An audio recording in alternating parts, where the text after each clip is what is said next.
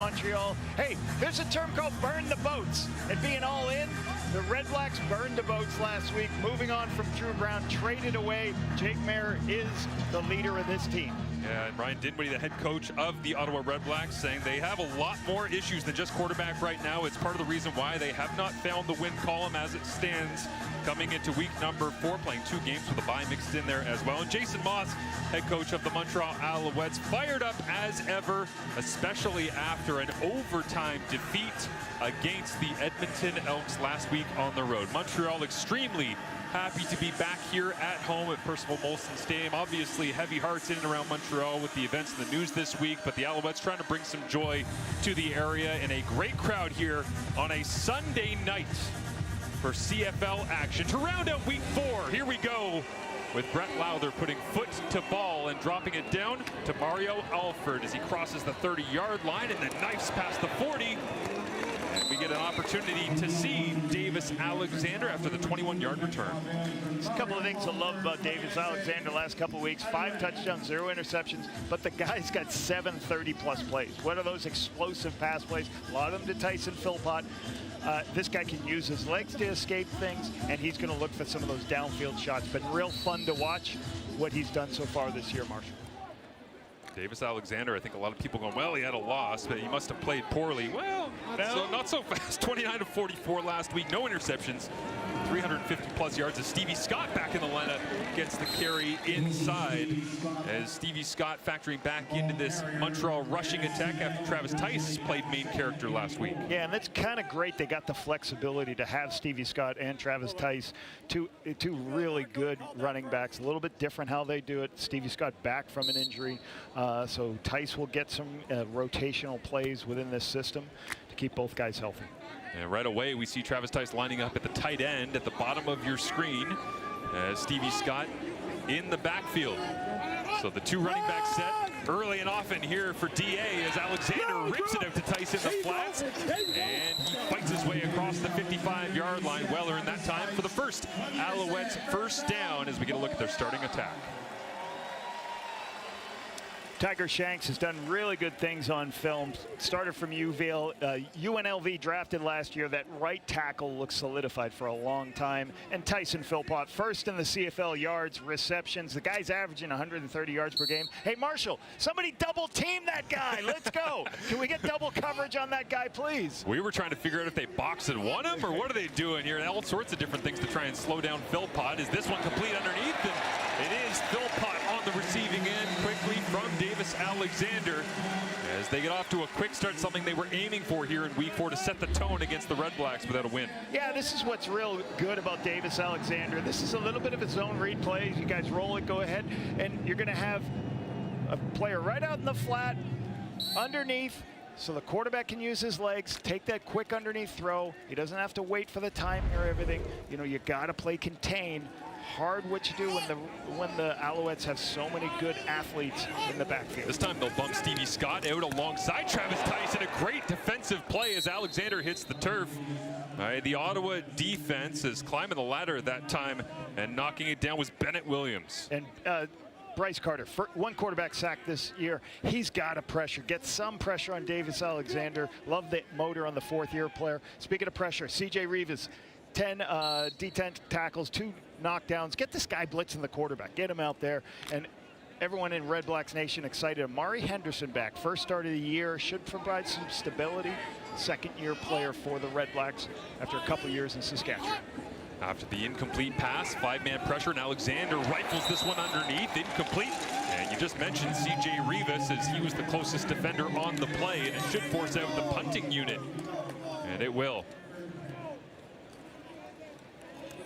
Or is it? Yeah, it's actually the field goal unit. Yeah, Jose Maltos Diaz came in. I saw Joseph Zima coming off the sideline, but a long attempt lined up right off the bat here for Maltos Diaz. We don't want to say it, but there's the stats right there, 11 for 11. This one from 49 yards away. Zima to holds. Louis-Philippe Bourassa from the University of Montreal, the snap.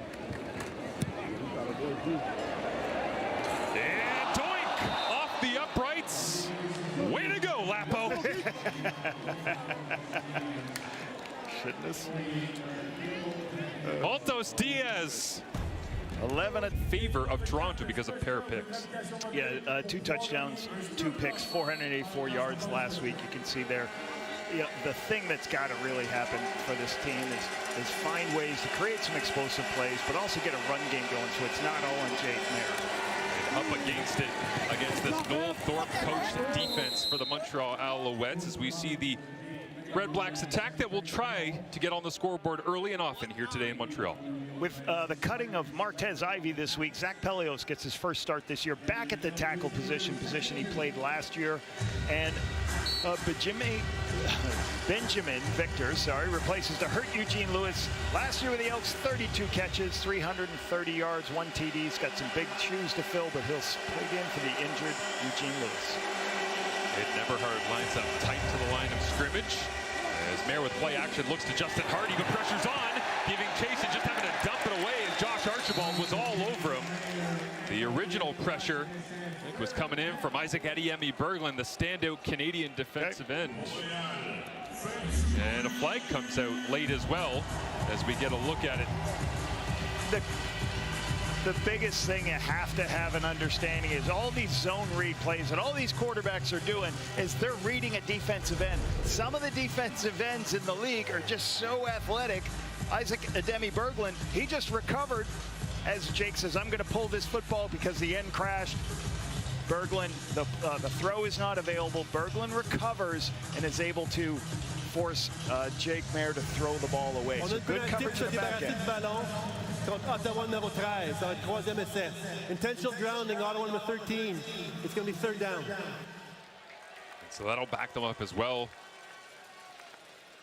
Just a little bit here, and it leaves Ottawa with a quick 2-and-out to get things going offensively in the Drew Brownless era, if you will, on the roster, on the sidelines. High spiraling boot sent away by Noah Getman and drops down to Alford inside his own 10-yard line. That was a 62-yard punt from Noah Getman. Sensational in the rain. Good defense. I got a bunch of playmakers. I think Anthony Calvillo and Jason Moss and this offensive staff do a really good job also, Marshall, protecting this quarterback. A lot of screen passes. They get the ball out of their hands quickly, so he doesn't take too many shots downfield, but they are controlled when they take them, and they can hit Tyson Philpott for some of those big ones. Aaron Casey, the former Toronto Argonaut, up onto his feet after covering the special teams kick down the field. But the crazy thing as well about having Davis Alexander with so many completions in a row without an interception, he's not a guy that's throwing it 6-7 yards down the field. He likes getting vertical, and Calvillo and Ray as well, I should say, with Jason Moss, they love letting him open it up and take those shots, right? So to take vertical opportunities without throwing an interception gives even more credit to his decision making. You talk about short passes, then a deep shot shows up. And Alexander begins this drive with a little handoff and a hop. Skipping a jump from Stevie Scott. The flag comes out at the end of that one as well.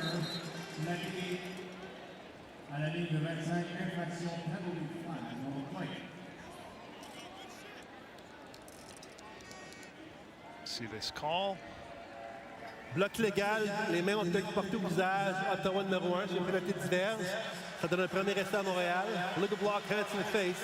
Ottawa number 1, it's a 10-yard penalty, makes it a 1st down for Montreal. Niles Morgan, the linebacker, gets the hand all the way up, and Jacob Mason right in front actually pushes him back into Stevie Scott, which is what brought down the ball carrier. Can't put your hands on the face mask, and it's a dangerous thing to do. Snap that neck back. Got to protect the players in the game. They mix and match. Mason, Stevie Scott, and Tice early on, and Davis Alexander drops the snap here, gets back on top of it, so harmless and fortunate it's on 1st down, not 2nd, to kill the drive. I think this is a little mixture of Stevie Scott being new to the game. As Stevie Scott goes across, does he bump into Davis Alexander to knock this ball down? Good recovery by Davis. Protect this ball being a huge turnover. Nope, doesn't touch him at all. He's just, you got to look the ball in your hands.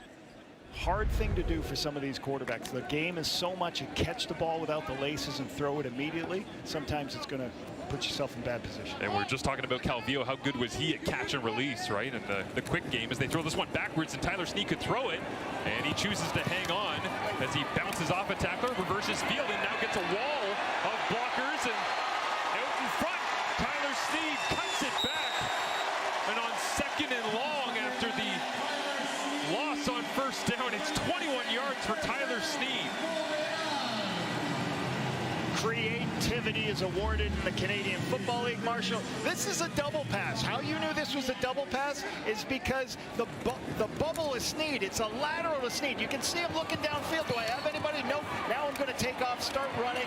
And when you change direction on everybody, it's difficult. Snead is a diminutive guy, but he's got great feet, great change of direction, but great instincts of not taking the deep ball that wasn't there. Snead makes another grab on this play, 1st and 10, and picks up about half of it. I used to always talk to the players about, hey, if we call a special play or a trick play or whatever you want to call it, just because we call it doesn't mean you throw it. And all we need on this play is a 5-yard gain. It's no different than throwing a hitch for a pass. So great by Snead to go, hey, it's not there. I'm just going to get what yards I can. Is that why when you had Andrew Harris in Winnipeg, sometimes he would just throw it out of bounds incomplete because he didn't have a running lane? He didn't have a, right? That's football IQ. Right. You don't want to lose yardage. As Alexander hands it off inside, knifing down the hatch on 2nd and short. Solid run. Stevie Scott always leaning forward downhill to get a fresh set of downs. Really good work here by Nick Callender, Pierre-Olivier Lestage. Just denting the defense. Stevie Scott starts pushing front side. He sees that crease develop, hits it back inside, gets his shoulders north-south.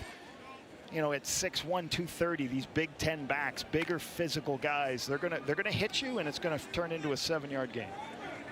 Well, they must have loved what they saw in practice, because right back to the heavy workload they go for Stevie Scott in this first quarter at home for Montreal after their loss to Edmonton. As Alexander, flat-footed, grips this one outside, one-on-one. Tyson Philpott caught it at about 6 yards and gets the rest all by himself.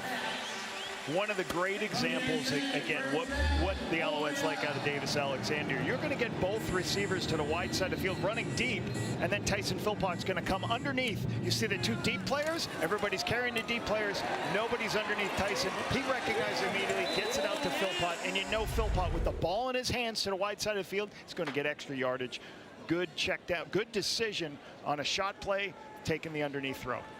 Taking a close look at it here, and it looks as though they will send out the chains to measure. By the way, that Tyler Snead little bubble, he actually threw a completed pass to Austin Mack on that back in 2023. So it's something they've run with Snead occasionally, and they'll decide not to measure, just go with the first down. Good pull, Marshall, right there. But also, 23. All right. Bring it up because it looked like a little bit of maybe a Team Canada flag football play where you don't know about that. You bubble and 2 quarterbacks. And yep. Never say never. They set up with a fresh set of downs after Philpott gets the yardage required just by a foot. And this time it's Marco Dubois as a flag flies, and Dubois goes right down that left hash. We'll see what the flag is. Looks like it's coming back with a holding call. As Dubois had 2 targets in Edmonton last week, 0 catches. He had one there, but it'll get wiped away by the penalty. Retenu, Montréal, numéro 59. Penalty diverse, on va répéter le premier essai. Holding, Montreal 59, it's a 10-yard penalty. We'll replay the first down. Cyril Hogan-Sedan, right on the inside of your screen at the center. Looks like as he's going to make the block, you can't get your hand that high up. You can see it right there. If you're going to have your hand all the way above and reaching like that, that's always going to be called for a hold. You got to keep your hands inside and lower. Battling to try and maintain Michael Wakefield on that snap. Draws the penalty, has had a bit of a double move, and now Alexander over the top. It's Alexander Hollins in the end zone! Touchdown Alouettes! Deep ball, Davis strikes from 54 yards away.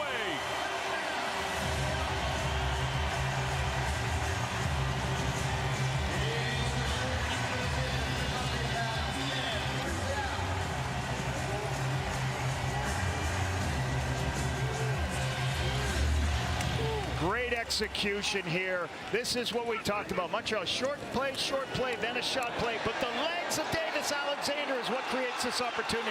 Some of these deep downfield shots takes extra time to beat the zone. He climbs the pocket, knows where the touchdown is. Alexander Hollins, great time and space by Hollins for the huge touchdown. 8 plays, just over 4 minutes, and Davis Alexander, big time throws down the field, 20 yards or more. Davis Alexander had the time because he climbed the pocket for the great play call designed by Jason Moss and offense coordinator Anthony Calvi. Khalil Pimpleton with the return as he gets out beyond the 50 and eventually is bumped out of bounds by Maltos Diaz. Tyson Philpott, we spoke plenty about his excellent start to the season, tremendous pace. The hottest start since 2024 when Alexander Hollins at 402 yards, the first clothes, unfortunately. It's like nobody loves to see, dealing with a shoulder injury right now. He of 28 touchdowns over 5 seasons with his time with the Montreal Alouettes. Of course, now an Ottawa REDBLACK, but the REDBLACKS offense up against it. As they gain some yardage after the penalty and the nice return from Khalil Pimpleton. So without Gino, they'll go to the ground game. And quickly downhill, it is Greg Bell as we take a look at the always complicated Montreal defense. Isaac Ademi Berglund really has got to get going in the sack department, trying to get his first sack of the season, but high motor, high energy. Love to see this guy. 2024 most outstanding defensive player, Tyrese Beverett, back after missing last week. Hey, and a couple of new guys. Injuries to both Cabianento, Lorenzo Burns puts Don Callis and Fayon Hicks out at the corners. Watch the REDBLACKS take some shots at these guys. And Bell spins back into traffic.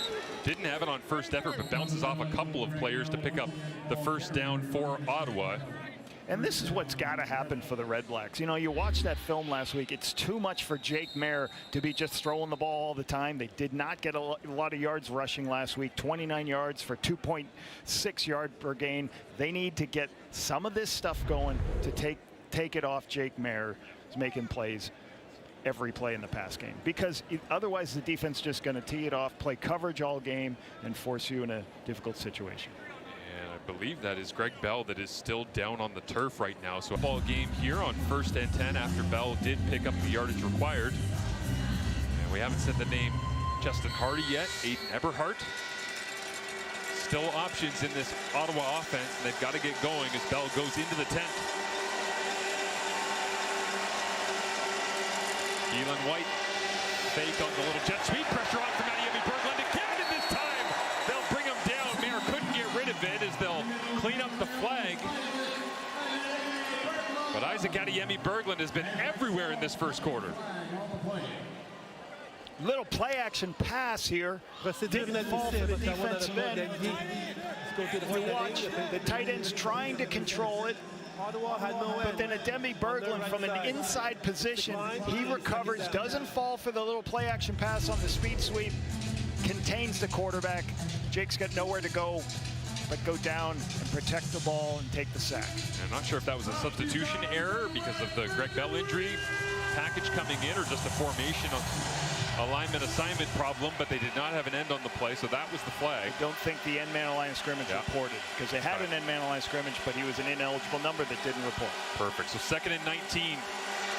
Jake Mayer with 4 receivers available, and he'll float this one over the top to Adeboboye. Out of the backfield and into a host of tacklers, including Najee Murray and Micah Awe. And when you look at the Montreal linebacking group with a field goal coming, it's like collecting the infinity stones here. You got one of everything. Yeah, and this is a 2nd and extra right now that Jake Mayer has to check it down to. This is what Ryan Dimwitty talked about all week. We can't be in 2nd and long. Last week, they had a bunch of 2nd and longs. They were 3 of 12 on 2nd and 7+. They cannot. It's very hard for any team to overcome this. They can't get these penalties on 1st down. Jose Maltos Diaz was perfect coming in and missed. Now it's Brett Lowther's opportunity to stay at 100%, and he does, because with Lewis Ward watching on as he's on the practice roster for the Montreal Alouettes. How strange is that? This is one of the best stories about the REDBLACKS. Brett Lowther being, you notice I was very quiet on that. I didn't say what he was, but hitting another field goal to start the season. You know, a lot of people raised their eyebrows when they're like, wait a minute, you're cutting Lewis Ward for a guy who's got a worse field goal percentage, but healthy, kicking very well. His kickoffs also he's 5th in the Canadian Football League. You know, when they made the change here, they also, you know, when you make change, certainly, like if you have your punter doing the kickoffs like they did last year, well, when we make a change to the punter, we have to have an answer for who's kicking off. We get a look at Lewis Ward wearing the enemy's colors from what he used to play against, as Brett Lowther with a long of 51 against Toronto, 24th on the CFL's all-time scoring list. Coming up on Boris Beattie as well, the former Alouette himself.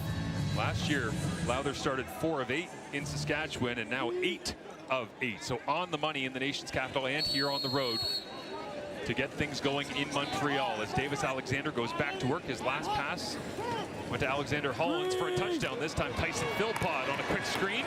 The Ottawa defense rallies, but good execution and a solid pickup on first down. And again, I go back to this, and I keep talking about this. This Montreal Alouettes offense loves quick throws to athletic players in space. A couple of linemen pulling out on the perimeter. So you get it to Tyson Philpott on a screen pass to get you to 2nd and 2, which is going to be a high run percentage. And then eventually you do a couple of those, then the shot play is going to come. So I love how this team calls plays to protect the quarterback and get the ball in their playmakers' hands.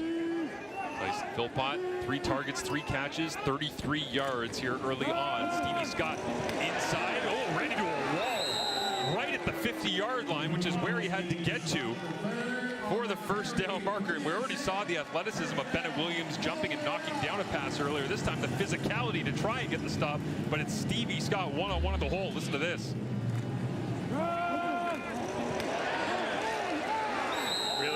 Stevie Scott, shoulders turned, downhill, right? I know it's 2nd and 2. I'm going to get the yardage I need. Love those Big Ten running backs with downhill shoulders. Alexander, quick throw outside. And Tyson Philpott, drop step, tries to get to the outside and does. As they run into the Alouettes bench. Again, Anthony Calvillo, we saw a shot of him a couple plays ago, calling things in. Trying to get things going for this Montreal group. There he is, AC, the legendary quarterback. I love this week. He said, when I'm calling plays, it's now like going from a backup quarterback to the starter. Your entire mindset changes. Your week is different. The stress is higher, but he loves game day, still does. Going tempo here, trying to get this quarterback sneak on a 2nd and 1 here. Davis in. Yeah, right to the right-hand side. But can't you relate to that, Lapo? Like the idea of just, you know what, when you're there and you're positional coach, yeah, I hope everything goes well, but game day, man, that feels totally different when you're at the controls. Yeah, and you got to be covered for every scenario. And, you know, as a play caller, you're always thinking about a couple of things. One of the first things is when a player doesn't execute anything, you're like, did I prepare them the right way? I always tried to not put it on the players, like, did I prepare them the right way so they could have success with it? And you got to be ready for multiple different scenarios. And the big thing, get the ball in your most productive player's hands, right? Have an answer for blitz. As flags fly here, and looks like AC will get a chance to call something fresh. Yeah, I think we might have 2 flags on this one because Ben Major's flag actually came out pretty late. I wonder if it's not. So a lot outside Ottawa 75, it's a 5-yard penalty. It's still first down. So a lot of times what teams are going to do, and I can tell by how these receivers are motioning, that they don't have a play called. And what do you mean they don't have a play called? They have a dummy cadence right now where they're going to go in a hard count, and then if somebody jumps, they put their hands up and say they jumped. Otherwise, they'll call a play at the line of scrimmage. So good execution on the dummy call right there. Pick up a free 5, so 1st and 5. Alexander looks to the flats with Tyler Sneed and then decides to rip it just over the head of Alexander Hollins. Incomplete. Good defensive coverage there, making sure Alexander that nobody there open for Alexander Hollins. Good coverage on the underneath. As they move the launch point. See Will Fields there, the Ottawa defensive coordinator, and I'm also kind of laughing internally watching Davis Alexander still talking. You mean just because they ripped Superman's cape off when Cody Fajardo ran the end zone last week that he's not afraid to keep talking? Shocking. We all knew Davis wasn't going to change once that regular season mark was altered. Yep. Blitz coming here from Niles Morgan, and Davis feels it. Can they bring him to the turf? He just chucks it away, underhand. And they'll say incomplete, receiver in the area. The pass was behind the line of scrimmage. And Michael Wakefield stating his case as a flag does fly. Niles Morgan, watch the pressure, watch Stevie Scott, but Alexander feels this pressure. Niles Morgan comes, it's a one-on-one blitz, watch him knock it back. Davis feels it and then has to move. As that's happening, Tiger Shanks is getting pushed, so it forces him wide. Can't get it, but really good pressure by this Red Blacks defense. We know Niles Morgan can do a lot making tackles, but he can also rush the passer. Some of these linebackers have got to do more than tackle in space. They've got to be able to rush the passer, hold up against the Montréal run. numéro 10, ça va être troisième essai. Intentional grounding, Montreal number 10. It's going to be third down. And we've seen plenty of Ben Major, our referee here tonight, early on, and you also see the blue ribbon that he has on this weekend, the officials in support of the police and community. After the news and the events, not just here in Montreal, but a few other places around the country, and plenty of former officers involved in the officiating ranks in the Canadian Football League, and our support and thoughts with them this week as the punt goes out of bounds. And for the first time, we get an opportunity to see Lalonde with more on Ryan Dinwiddie and Kenza. An eventful week, I would say. Yeah, Ryan Dinwiddie saying this week the goal is to simplify things. So he condensed the playbook, saying he cut roughly 40 plays, sitting about 47 right now. He said the goal was to see clearer execution. So instead of having 5 or 6 dynamic RPOs, he's sitting at about 3, and he wants to see them run well and run really efficiently. And that idea for him and overall mindset is just to be assignment sound. That's what he wants to see from his offense today. The idea of simplifying things, cutting down, makes a lot of sense. Just execution. Can you find a way to move the football and put points on the board? Teams have been doing it against this Alouettes defense. Tyrese Beverette sitting out watching last week. When he said he hated it because for back-to-back games it's been 30+ against the Owls defense, and the standard 17 points. Like, we cannot give up more than 17. That's what we... A lot of big plays too. You know, interesting talking to Ryan Dinwiddie before the game, and I love talking conversations about this. I'm like, 47 plays, huh? He's like, well, you don't count the short yardage and the goal line stuff. So, you know, it is 47 plays on their base call sheet, and then you got to add the 15 red zone and score goal line plays. So a little bit more than that, but certainly being smart, minimizing the play. Bear turns around, hands it off, and a jump cut here to the outside, going nowhere. It is Greg Bell, though, back into the game, and that will do it. So, and the Red Blacks had a couple of penalties that force them in a second and extra situation, and nobody's going to survive second and extra consistently. They begin by punting it away to Mario Alford at his own 45-yard line. 50-yard punt and return up around 15 yards. We talked about Lewis Ward being a factor in this back and forth rivalry. Well, there hasn't been much back or forth. It has been very one-sided, as in case you were wondering, a little over 1,300 days since the last time. I won one of those games in 2022. That's how long it was. Did you win the other one? No, oh, okay. I don't think so. I think I won one of those two.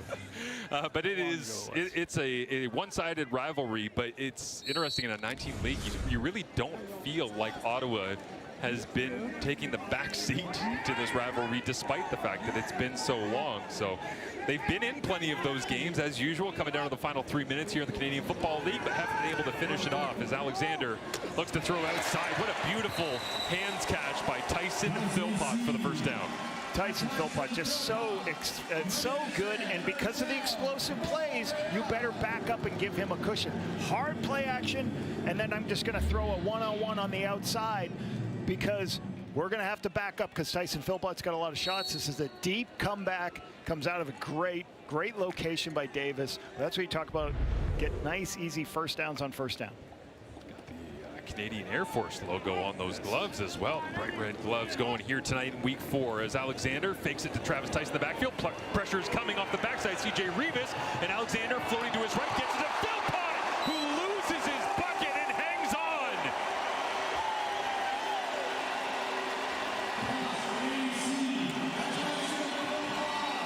This is greatness from the quarterback position.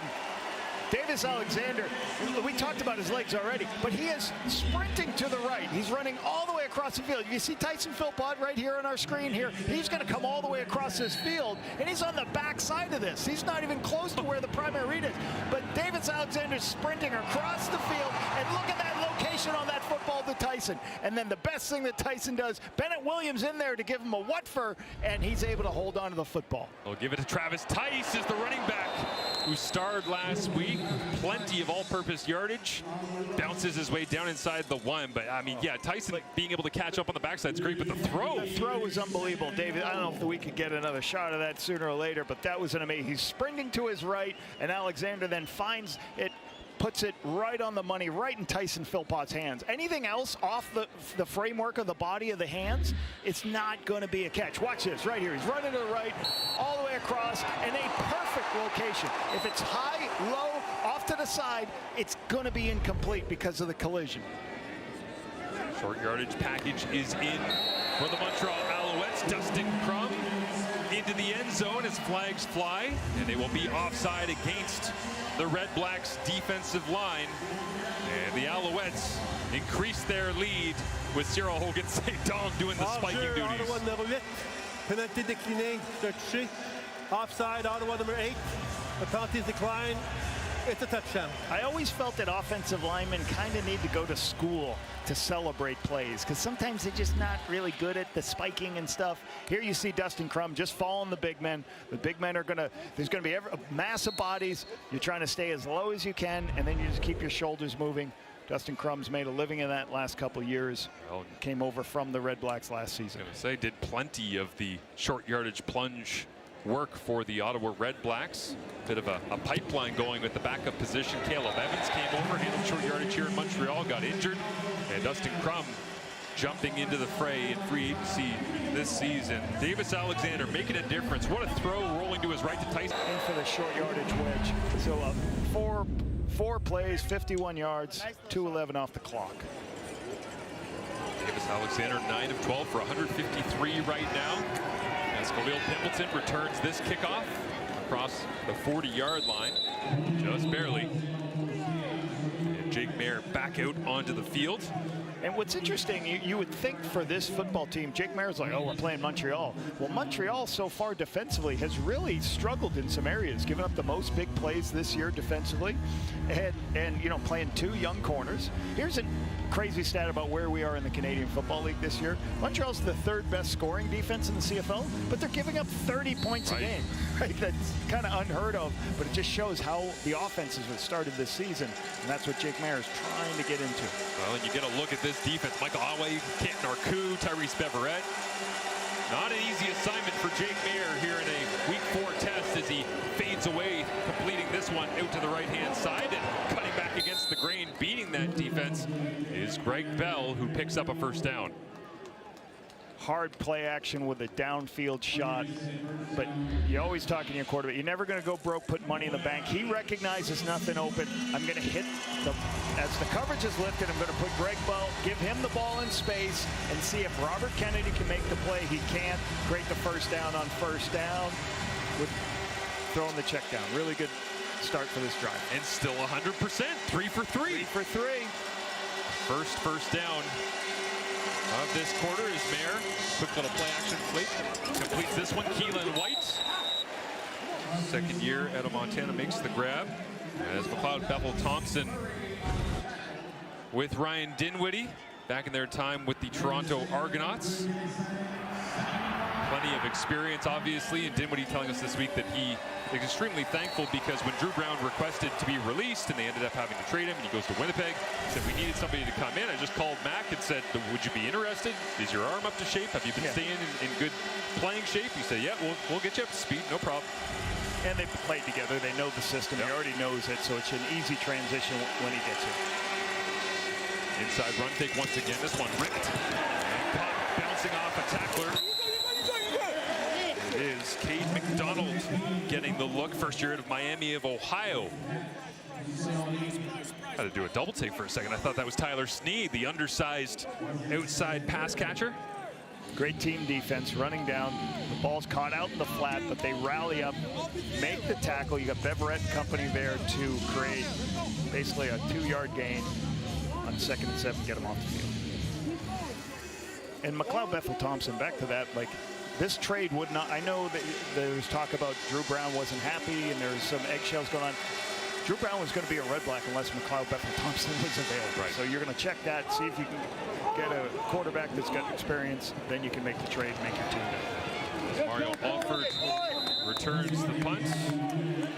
Noah Getman getting out the lob wedge that time and hanging it high in the air. Get the production he's had. If he's not injured, he might have been already most outstanding Canadian and beyond, as his pace for this season is just astronomical.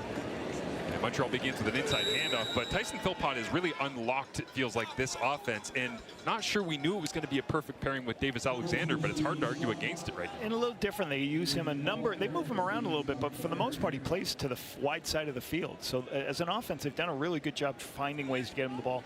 And like, this was a stat this week, like the past 3 games is the highest passing they've ever had in 1,300, almost 1,300 yards in 3 games. Only other times that would happen, Anthony Calvillo and Sam Etcheverry. Wild.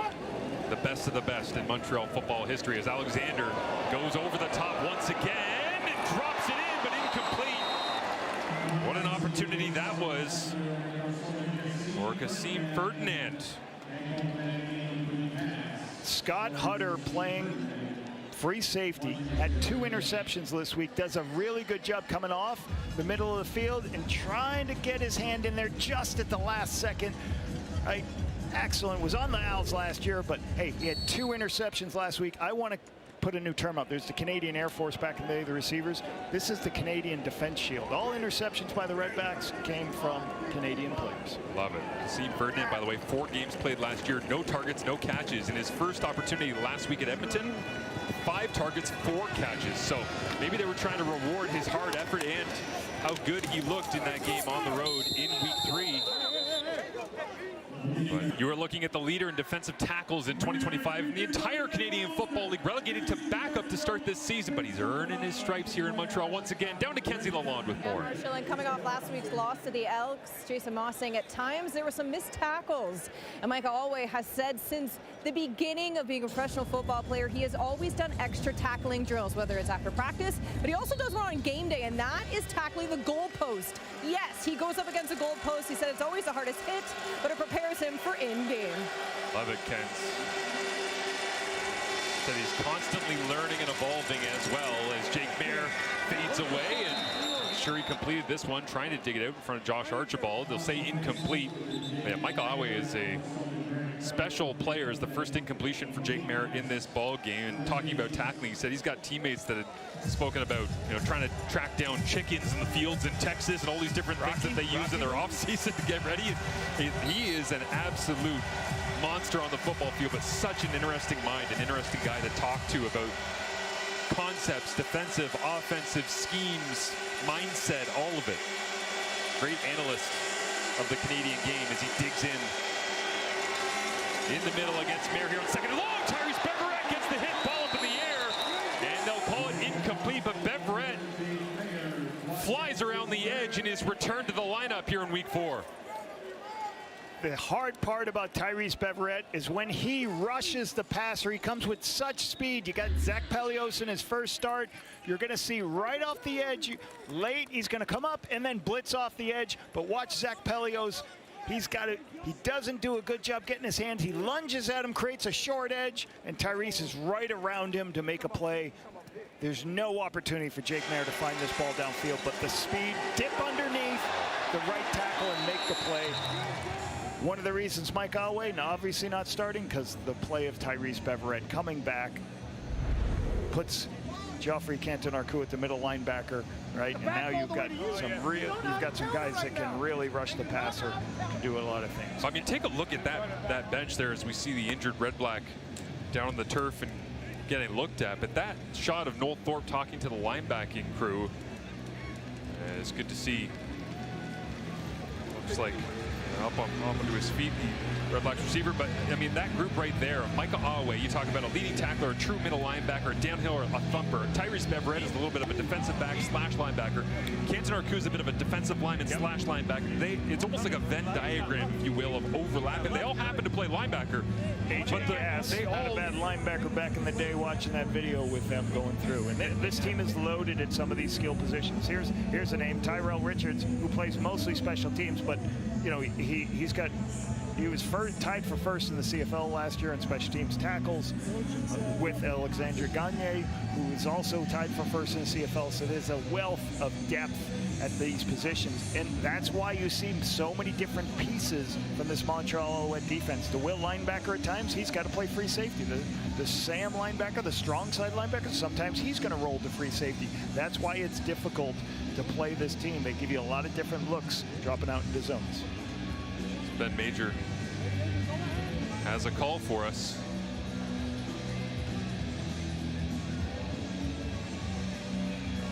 Ottawa avait demandé une révision du dernier jeu. Suite à la révision, il y a rudesse sur le passeur contre Montréal, numéro 96, une pénalité de 15 verges. Ça donne un premier essai à Ottawa. Ottawa had challenged the last play for roughing the passer. We are calling roughing the passer against Montreal 96. 15-yard penalty, first down for Ottawa. 26, you have Tyrese Beverette, so they took a look at it here and I guess got up high on Mayer. You know, anytime in the CFL, it doesn't matter whether you say, well, that wasn't a hard hit or whatever. If you create a blow that hits a quarterback or any player, you're not allowed to hit a player in the head in any way, shape, or form. That's what draws the penalty. Mayer tries to go hard count, get a look at the Alouettes defense, and checks in. Better get it off. With Justin Hardy. Has just got the snap off. As you say, Lapo to the outside. Good throw by Mayer. And on point, Keelan White down the right sideline gets hacked out of bounds. But a big pickup and connection that time from Mayer to White. It's great to see Keelan White getting this nice pass out in the flat. This is just an out route. You're reading what happens, right? You're going to see an out route with two verticals, and you just read what if everybody lifts, I'm going to take the out route to the wide side of the field. This is thrown very well. Najee Mary's not in a position to make it. Keelan White makes a miss. They've moved Keelan White into slot, and they think he can be a dynamic player in this offense as he moved him closer to the ball this season. Crowd is into it as well as Mayer has to check at the line of scrimmage, and he looks into the end zone over the top for a never heard jump ball, incomplete. Good defense that time from Kennedy III, playing at field halfback here tonight in his third year at NC State. And Robert Kennedy was a week 1 hero with the pick 6 in week 1 and the forced fumble against the Hamilton Tiger Cats. He's a deep player. He's got good positioning. The biggest thing you have to do as a defensive back in the end zone, just be calm, make your jump ball, don't get your hands involved, don't create a penalty on a ball that's not going to be caught. Critical moment late in this first half for Jake Mayer and the Ottawa REDBLACKS offense. Blitz is on, pressure coming. Throw into the turf. Mustafa Johnson couldn't be stopped.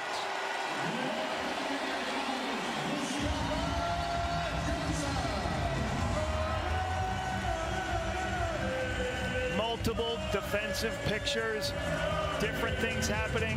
When you look at the start of this play, I'm going, what are they doing up front? There's only two defensive linemen. What happens? You start twisting. Carton Arcoo's coming off on a twist. So you have multiple guys. Gets the offensive line confused. Jake Mayer's got nowhere to go with the football because the depth of the pocket is destroyed by the twist. I'll tell you what, that was a 300-pound man, and the big moose, Mustafa Johnson, he got real skinny real quick. Goes Canada. They will play the winner of that Netherlands and Morocco game. Again, that is tomorrow, and then the next match for Canada is Saturday in Houston. For Team Canada, the men's soccer programs. Quick screen out to the left-hand side here. Tyler Sneed adds to his tally on the day. By the way, Toronto hosting a Portugal versus Croatia match on Thursday. As someone who lives in and around the GTA, mayhem. Nice. Portugal playing in Toronto is going to be crazy. Well, there's a lot of screaming up here when we were watching that game. Amazing. When Canada scored the goal as we were prepping to get ready for this game. Feel the energy around the program. Difficult loss in the final group stage match against Switzerland. And that Swiss team plays in Vancouver as well on Thursday. As inside handoff, Stevie Scott picks up the first down. Churning the hard yards. Not the explosive stuff that we saw by a running back that played against Montreal last week in Justin Rankin, but Stevie Scott earning it snap after snap. So 3 explosive plays already in this game, but this is what you get a lot of. They're controlling the line of scrimmage. They're getting 2nd and 2 to 3 so they can keep running the football, run the clock, keep the ball away from the Red Blacks offense. Cole Speaker onto the 6-game injured list, as well as Jarrett Stearns after he broke the 100-yard mark for the first time in his Alouettes career, coming over in free agency from the Winnipeg Blue Bombers. And so there are some pieces missing for both sides already early in the season, but that guy doesn't care. He's just ripping it all over the field. You know, and this is part of the course for Jason Moss and his team. They've got the fewest 2 and outs in the Canadian Football League because they're in so many 2nd and shorts and so many short control pass games. Alexander over the top, double move. Tyler Sneed fading, looking for the old Willie Mays over the shoulder grab, but couldn't track it down. A little bit of an inside move by Sneed, pretending I'm running a dig, and then he just breaks vertically up the field on the shot play. Shakir Brown gives up a little bit inside position, but he's able to trail and stay with Sneed. 3.5 minutes remaining here in this first half. Ottawa keeping it manageable the way they did against the Toronto Argonauts last week. Plenty more turnovers in that matchup. As Alexander looks to his right, quick throw and incomplete. Not sure if he got bumped on the release. CJ Rivas, as always, in close to the action. Pressure on here from the Red Blacks. Good job up front getting after Alexander. A.J. Allen coming off the edge. CJ Rivas coming in, trying to hurry up the throw and get something. Forces the errant throw on the outside. And whistles blow this play dead before it comes to life as the 3-minute warning after the rainstorms rolled through earlier on in the day, but back and forth battle they go. Should be a good one into this second half as Khalil Pimpleton grabs the punt at his own 15-yard line and makes the most of it after a 44-yard punt. And so the Ottawa Redblacks get the football and an opportunity here to tighten down the screws a little bit on the gap for Jake Maier, trying to make a statement and hold on to his starting quarterback job. Trying to get something going before the half. They're in a pretty good spot for the explosives they've given up, that they're only down 8.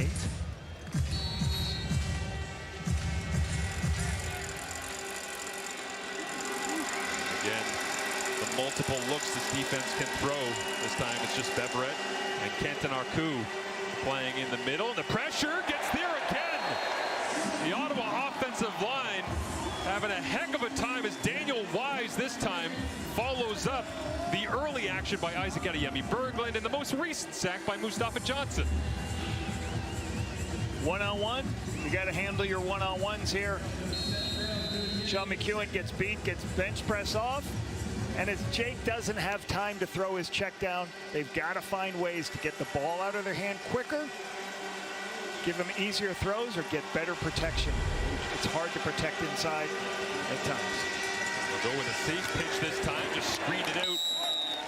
And this is exactly what we talked about already. Ryan Dimwitty said last week we were in 2nd and long too much. Once again on 1st down, not getting any productivity, forcing 2nd and long. You're going to be off the field when you're in 2nd and extra. Well, the biggest thing is, well, when you're always trailing, right? Like through the first couple of games, Ottawa has yet to hold the lead, and coming into here where it basically did what he said. It was the simple plays, the easy stuff on 1st down that were setting us back and causing headaches.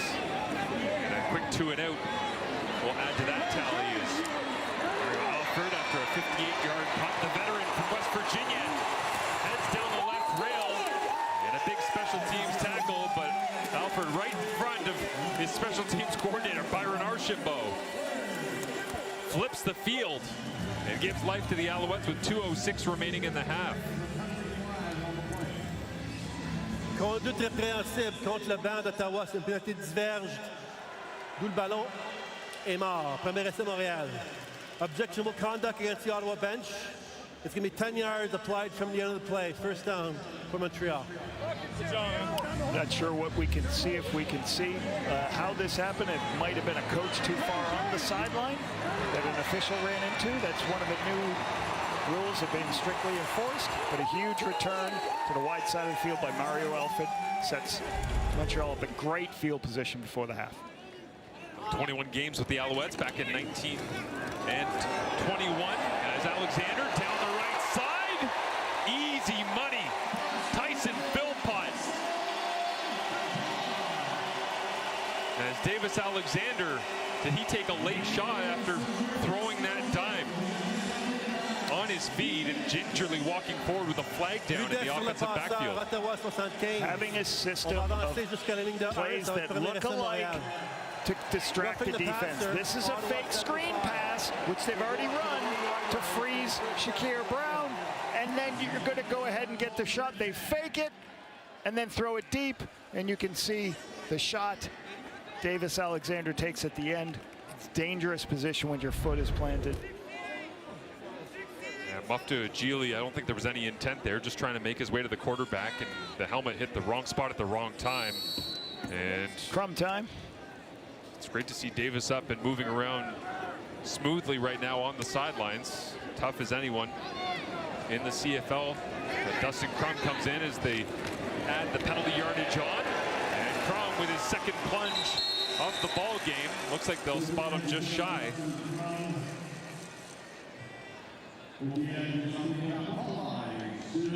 Those are the scary ones for the quarterback, standing in the pocket when the helmets start dropping in and around, but Alexander doesn't look too Niles Morgan is the one who does this. The line gets low, and watch Niles Morgan. He's just going to jump, and he'll stop the momentum of the quarterback so the ball doesn't cross the line. So excellent play by the linebacker. When you're breaking down film, you want to know if that linebacker is going to be a jumper and jump over and go a different direction. And they go Travis Tice this time in the backfield at quarterback. A little worried about this flag, though, Marshall. Yeah. 9 times out of 10, this is going to be probably a defensive player for being offsides. Hors-jeu, Ottawa numéro 8. Ça va être redevient premier essai Montréal. Offside, Ottawa number 8. Once again, it's going to be first down for Montreal. Spot on, Lapo. They get a fresh set offensively here after getting stuffed to back-to-back plays. They called C.J. Rivas for this being offsides. And it's pretty easy to tell when you're at the 1 yard line what this is. Difficult penalty, crucial mistake here at the 1 yard line. All of a sudden it feels like a long one, but Crump goes and gets it. Touchdown Alouettes. They extend their lead before half, due in large part to 2 big plays. The Alfred return, and then down the right sideline to Tyson Philpott. You go down the right sideline. Why? Because Niles Morgan jumped twice and knocked your quarterback. So now this time, all right, you see big Niles Morgan right there? Nope, I'm going to go off tackle, make it harder for Niles Morgan to jump into that space. So good execution on the off tackle quarterback sneak. Another huge drive right before the half to put points on the board. And the separation right now in the East Division between the Ottawa REDBLACKS and the Montreal Alouettes when it comes to the win-loss column comes down to little sequences like that, right, Lapo? Just the idea of Ottawa, chance with the ball in their hands, 2 minutes to go. They go 2 and out, give up a sack, and then all of a sudden flip the field with special teams, and then it's Michael Bishop for the veteran CFLers. Now we're talking. All these cameos from the veterans? Yes, all these former quarterbacks. Who's the best fixer in your coaching career that you were working with? Best fixer? Yeah. Think it over, no pressure. Attaboy. Kerwin Bell. Thinking it over. There it is with Cleo Pimpleton, and tracked down from behind. Special teams effort that time. So with 1:28 left, like there's a little bit of situational football that has to happen for Ottawa. Ottawa obviously wants to put some points on the board. They're not far away from a field goal, but the worst thing that can happen here is 2 incomplete passes, punting the football, and leaving more time on the clock on a short field for this Montreal offense. So it's real important they get points on the board, yes, but they've got to also make sure that they don't give Montreal another opportunity offensively. Looks deep and then finds on that right sideline, hiding the diminutive Khalil Pimpleton, who gets blown out of bounds by Najee Murray. And Jason Moss got a late flag here too in the line of fire as well on the sideline. So in short succession, you've seen Davis Alexander get popped down low, and now Jason Moss, even without that helmet on. Why you love these, the smaller guys out on the perimeter, when there's so much space, if they can make one person miss, it's going to be big plays to the wide side of the field. That's a huge play right there by Pimpleton. The lower power strength is so good. Jason. Rudesse, Montréal, numéro 26. On avance de 15 verges. Ça va être premier essai, Ottawa. Roughing, Montreal 26. Will go up 15 yards. First down for Ottawa. I mean, putting salt directly into the wound because Moss is going to rip him and film as well. See Davis Alexander checking on his head coach. Yeah. Hey, how you doing? And he's going to say he's fine, right? Bad Late penalty, right there, but knocking Eberhardt into his head coach. Gives Ottawa good field position here at the end of the first half. This one, an absolute light beam that bounces off the hands of the intended receiver. And this is one of the things about like the Red Blacks offense, how they got to play it with Jake Maier as their starting quarterback. Jake Maier's not going to create with his legs. He's just not going to be a scrambler. So everybody else around him, when he locates the ball, finds the right guy, when they pick everybody up, you got to catch the football. Like, it has to be perfect. You got to move people out in zones, find the open player, but then you got to finish your job. You're not going to get the scrambling from Jake Maier. Blitz coming from the secondary. Najee Murray couldn't get there. Maier goes vertical, underthrown, and intercepted. He was looking for Khalil Pimpleton, but instead it's a turnover for Fayon Hicks. No, actually, that's Wesley Sutton.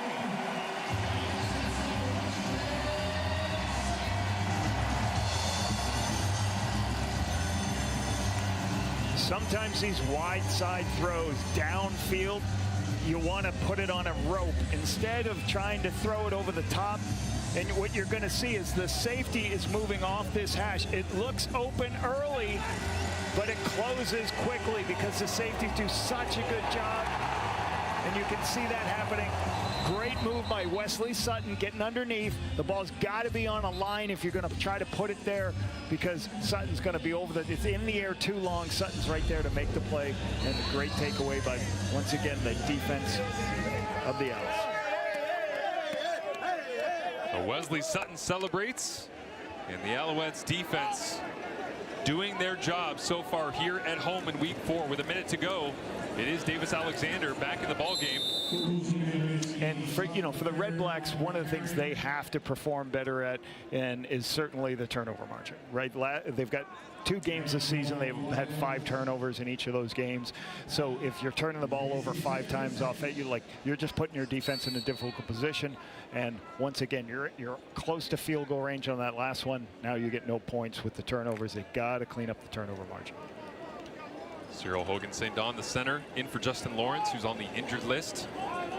Digs in and makes the protection calls as it's coming, but quickly out of Davis Alexander's hands and into Tyler Sneed's for another completion. As this looks like it will be just shy of the sticks, or will it? I think it's going to be a 3rd and short on the quick little hitch play.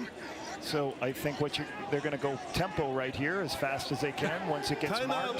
Timeout, Ottawa. Well, Timeout, Ottawa. You gotta love referee Ben Major because Montreal wanted to go quickly. Davis Alexander was all fired up, Lapo, and Ben, as he's making that call, is walking over the football to make sure it doesn't get snapped. Right, that's part of their protocol, and the reason the Alouettes, they're trying to get this first so they can conserve as much time to try to see if they got 41 seconds get down to the field goal range. They won't say it because they know that Davis Alexander being undefeated in the regular season really didn't mean anything. Eventually he's going to lose a game or whatever. But don't you feel like the Moss-Alexander combo is kind of on another level of fired up here tonight? Like, you come home off of a loss, play in front of your crowd. Yeah, and Tyson Philpott in the mix. Right. Makes it a lot of fun. A lot of fun in games here. Not that Alexander and Moss are ever not fiery, but calls like this deep in your own end, plunging forward on 3rd and short. Showed it. Like, that is a really interesting call at the end of the half because it's guaranteed points and a field goal going the other direction if you don't move the chains, but they do. I think it's a much safer call. As a play caller who has done that before, than people think. You're like, we're backed up. When it's 3rd and inches, when players line up a yard off the ball, you should trust your offensive line. You should say, hey, I'm not going to leave. I'm not going to leave any opportunity to punt the ball back to Ottawa to get any plays before the half.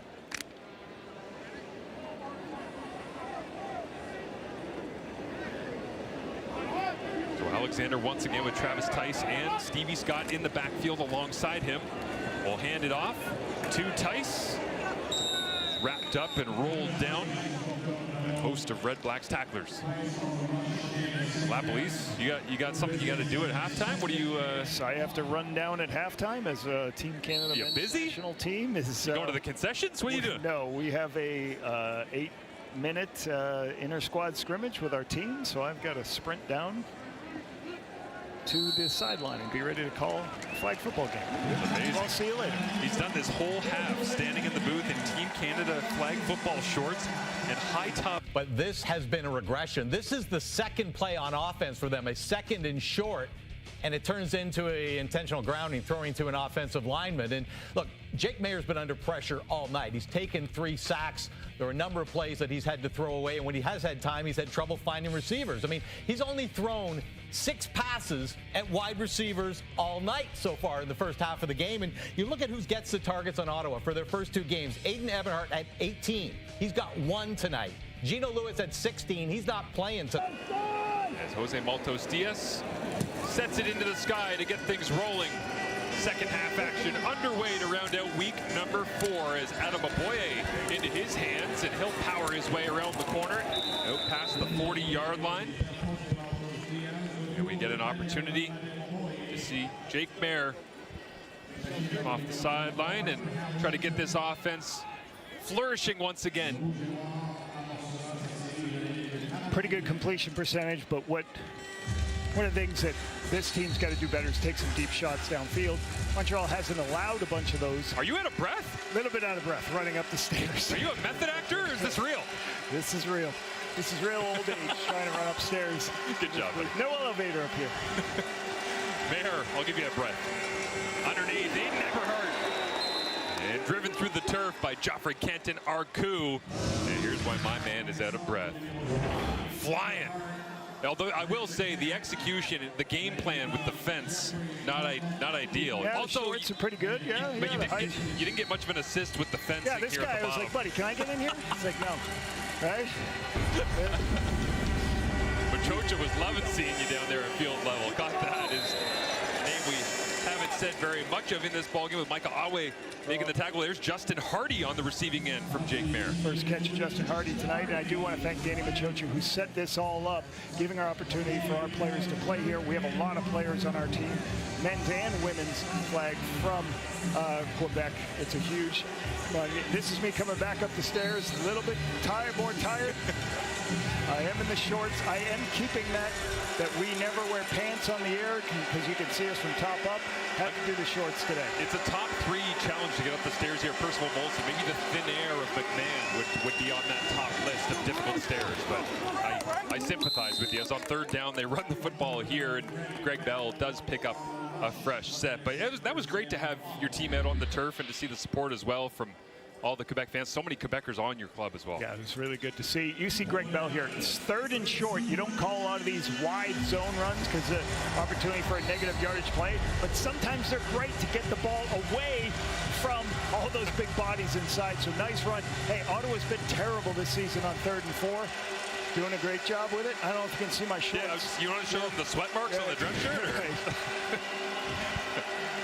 Stairs are undefeated here in Montreal. This one slides out of the hand of Jake Maier. That was, you ever go 3/4 of the way through the swing out on the links and then realize that it's just not going to work for you, and all of a sudden it's a bit of a shank? I think that's what just happened. Not a lot of golf for the football coaches working all summer long.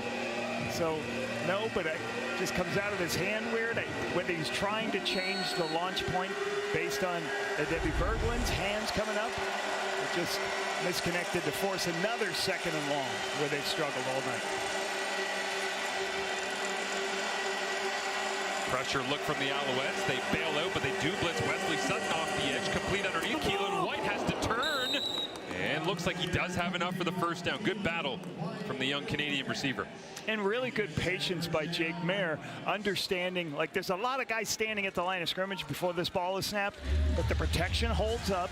And then you got Keelan White, who's just going to come up into this space, and he's going to sit down in zone. You can see the defenders dropping out of the zone, and they can't, Mike Awe can't find where he is.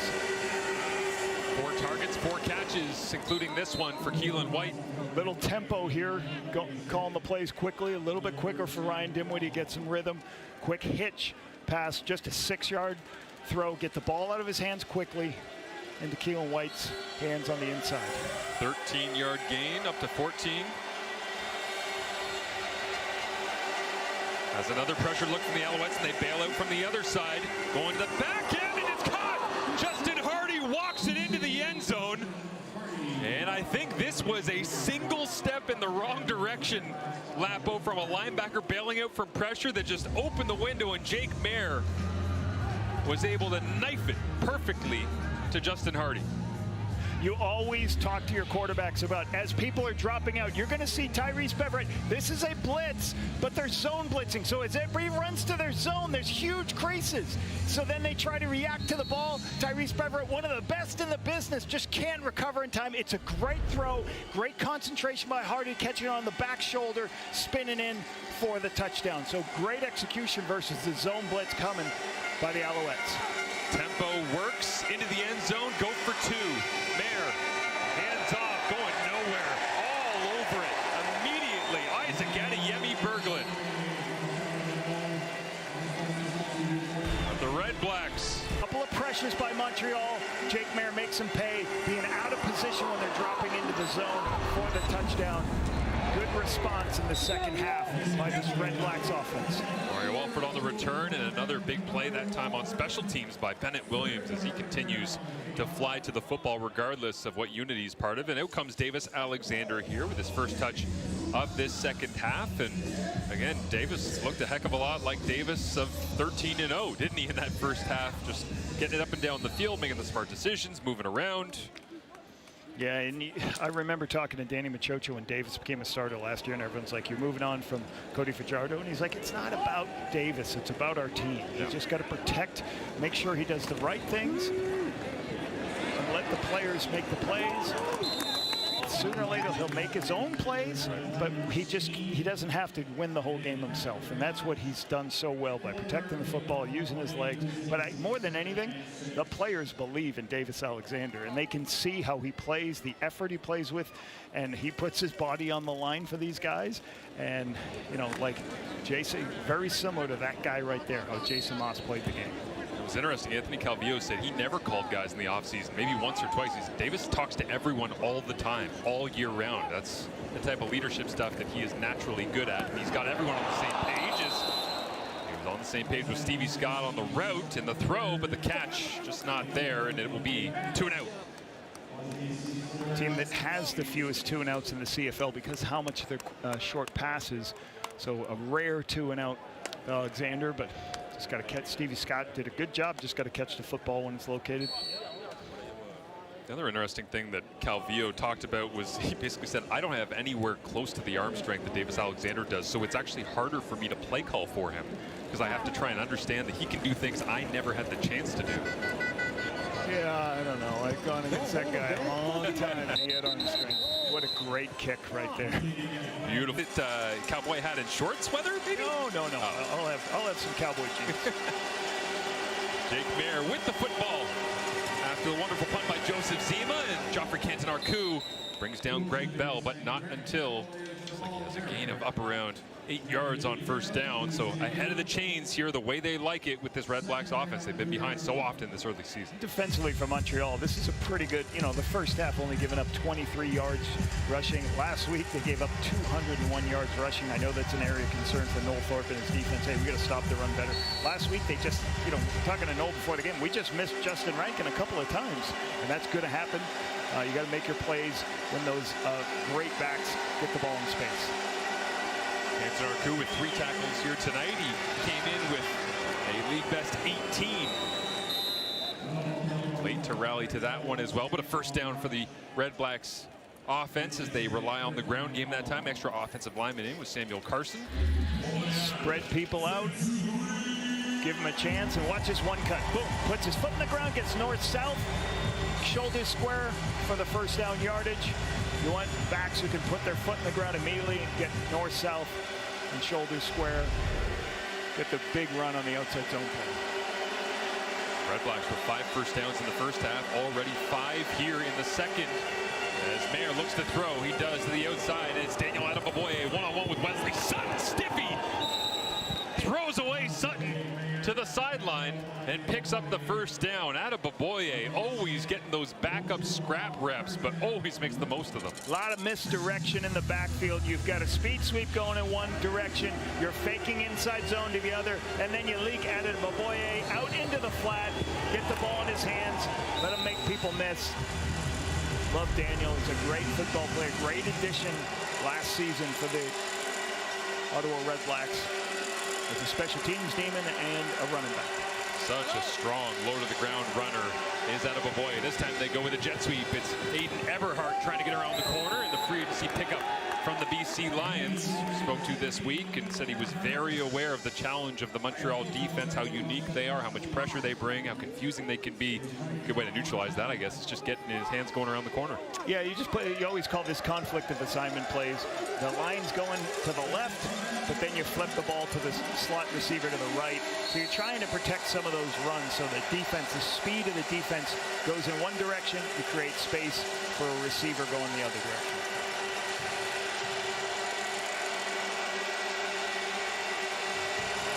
Empties it out 3-by-3, and underneath, diving for the first down marker, it is Justin Hardy, as we welcome in viewers on TSN 3 and 4 who were just enjoying Canada winning again against South Africa.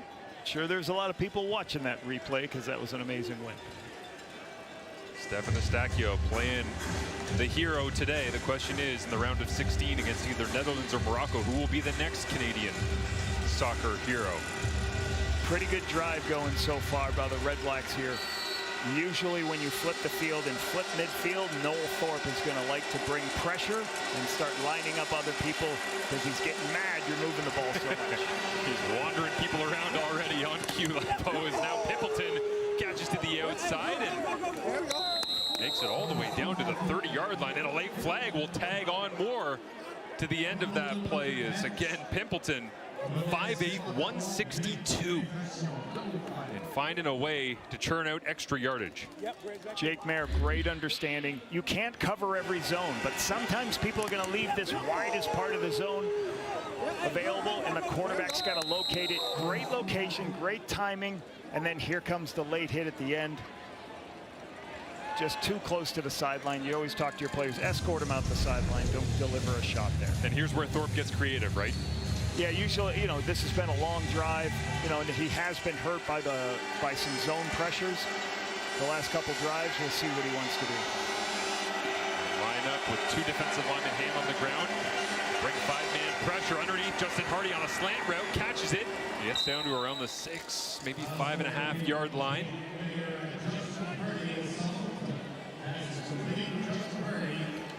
Little bit of man coverage, a little bit of pressure scenario. Jake Mayer sees it, gets a slant over Willie, inside of Willie Sutton. And tempo worked for the last touchdown to Justin Hardy. They'll use it again here quickly to the line of scrimmage. Handed off Greg Bell, right-hand side. And Montreal's defensive line sliding with the blockers up front and making the play. It looks like Lowell Uguak was at the bottom of the pile. It's Daniel Wise. Climbs up off this Percival Molson turf. And now it is 1st and goal to go. Bringing in an extra fullback, as we can see Anthony Goslin, another player coming in to get a little bit extra players around the line of scrimmage, box area.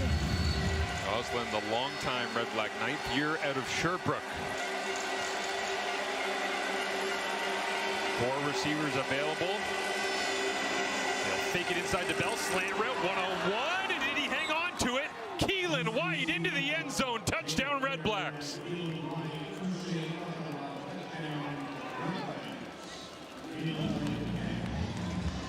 One of the reasons you love bringing guys, more people into the box, the more players you have to in the run game. You see all these extra bodies. You have an extra fullback in, you bring a couple of slots. That leaves one-on-one on the outside. You see all these in, and then Jake Mayer can say, I've got the one-on-one opportunity. I'm going to take that one-on-one opportunity. When it shows up, Fayon Hicks gets beat on the inside slant. great read by Jake Mayer, just taking the one-on-one throw on the outside as everybody's in to stop the run. The extra point from Brett Lowther misses. And so the converts, whether it's 2 or 1, now a compiling issue for the Red Blacks, but they needed a touch. Red Blacks. And Dinwiddie dialing it up here in this third quarter. Closing down the gap. You can feel the momentum, and also a bit of an emotional moment as well for Jake Mayer after that touchdown to Keelan White, going into the end zone to celebrate with his teammates. It seemed like he was kind of saying, wake up, guys, we're in this one. 143 yards and 2 drops. Really good response. Keep in mind all this season. Yeah, and they've just, you know, if there's not huge explosives, this team is going to get the ball quick. On first down, they're going to make sure they don't put themselves in a lot of second and extras if not. So quick passes, screen passes, get it to Tyson Philpott, let these athletes run with the football. And we talked about Ryan Dinwiddie cut plays out of the playbook going into this game to simplify things, bring it down, focus on execution. You see the number of options there for Jason Moss as he goes deep. And Marin Dinwiddie fired up, talking it through after a successful third quarter. Drew Tate stand in the background there as well, former CFL quarterback. And now Ottawa's defense jumps. Montréal, numéro 62, pénalité de Saint-Verge. On va reprendre le premier essai. Procedure Montreal 62. We'll go back 5 yards.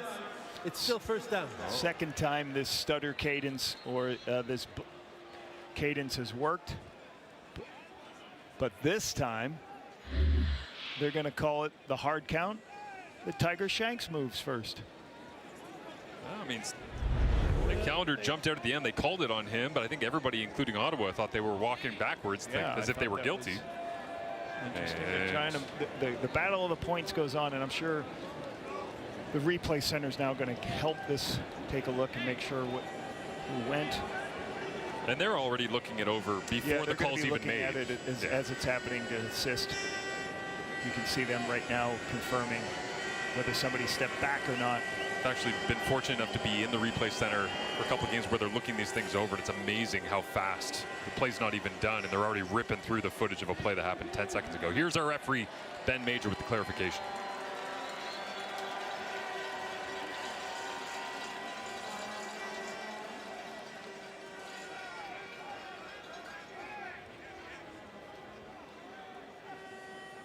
Bon, il y a une correction. C'est pas procédure, c'est hors-jeu contre Ottawa numéro 95. Pénalité de Saint-Verge. On reprend le premier essai. So it's not procedure, it's offside. Check. Offside Ottawa, 95. 5-yard penalty. We'll replay first down, and there's 3:41 on the clock. That's what it looked like. There's a lot of math. They got it. A lot of math into that. A lot of math problems going on, but Baldonado went early. Jeez. Yeah. They clear it up, go back to action here with 3.5 remaining in the third. Alexander fakes the run, tries to throw the slant in behind. And got popped up in the air. Who got their arm up? Was it Agili or Wakefield?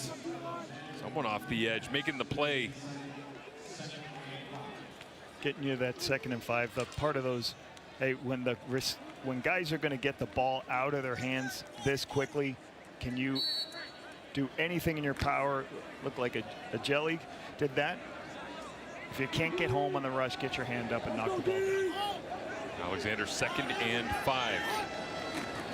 Same look, this time he gives. Stevie Scott dances over one tackler. Nice coming downhill to make the play was Scott Hutter, the free safety at a Wilfrid Laurier University. And you love these calls. 2nd and medium, 2nd and 5 in the Canadian Football League is probably 85 to 90% throw the football. So you get a run play. Even if it gets 4 yards, Marshall, you're going to end up 3rd and 1 where you're going to do the quarterback sneak. So a good call by Anthony Calvillo here. You know, kind of breaking tendencies, going ahead and getting inside zone play on the 2nd and medium. Haven't said Tyson Philpott's name in a little bit. Is he due? This time they'll skip it out to Stevie Scott, who bounces back inside and goes head over heels. Ball came out, but they'll say he's down. Hutter making the argument otherwise, but Byron Archambault, the special teams coordinator, says the elbow had hit the turf, causing the fumble. Another one of those multiple screen plays where they just flip it out. Getting Stevie Scott on a little swing pass. try to get blockers outside for him. But really good contain. Coming up is Marcus Barnes, forcing it back inside, creating a new sideline. Montreal lost 2 of their 3 fumbles on the road in Edmonton last week. And that one inside to Stevie Scott as well on 2nd down and medium. And so at midfield, Davis Alexander looking at the sideline and hoping they'll stay aggressive, but with Byron Archibald on the turf, sending out Joseph Zima, it will be the end of this drive for number 10. Redblacks huge stop on 2nd and short, getting penetration, giving the ball back to a very resurgent Redblacks offense. And Alexander not thrilled about how that drive went, clearly.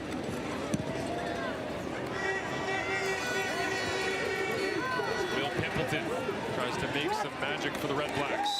The coverage unit all over it. Alexander Gagne downfield to make the special teams tackle. He's had one in each game now, each of his last 5. As Jake Maier hits the turf once again after the 2 touchdown drives in this 3rd quarter and sit with just 5 incompletions. And Ottawa possession time in the first half, just 10 minutes and 46 seconds. In their first 2 drives, they've almost equaled that. So a total flipping of the script. Doing it, putting the ball up in the air, giving them, but locating the passes on 1st down, not getting the penalties that back them up, and just playing clean football solves a lot of your problems offensively. Absolutely. Justin Hardy in motion as Maier takes the snap. Pressure on, looks to the left-hand side, rips this one complete. Aiden Everhard at the 35 and backpedals for a few more.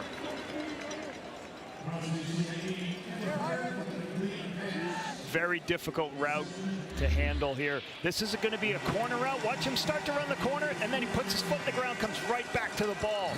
Right? A lot of people call this a bite route. You're going to run up, start running the corner, right back to the curl. So imagine defending that one. You're playing with speed like that. As Maier this time, pressure all over him, incomplete. Isaac Berglund right there. Geoffrey Canton-Arcou as well. The Montreal up front not slowing down at all here, despite the fact Ottawa turning up the Jets a little bit. A little bit of pressure here, right? I think you're going to see a little bit of movement here. Just beats with speed around the edge of the defense. Good coverage as well from the Alouettes down the field as Maier had to hang on to it. And it should be the final play of the 3rd quarter. A 3-point ball game. As Noel Thorpe dials it up on 2nd and 10.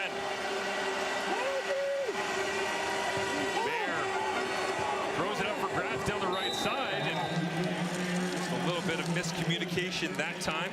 10 minutes of time possession and only 15 total yards for the Alouettes in this 3rd quarter. They could use the big leg of Noah Getman here. Try and pin Montreal deep as the pressure got there close. Changed the launch angle just a little bit as it hangs on Getman and drops down to Mario Alford. Great special teams coverage down the field. There's Ottawa right there on the spot. Marcus Barnes, the first to make contact with Alford.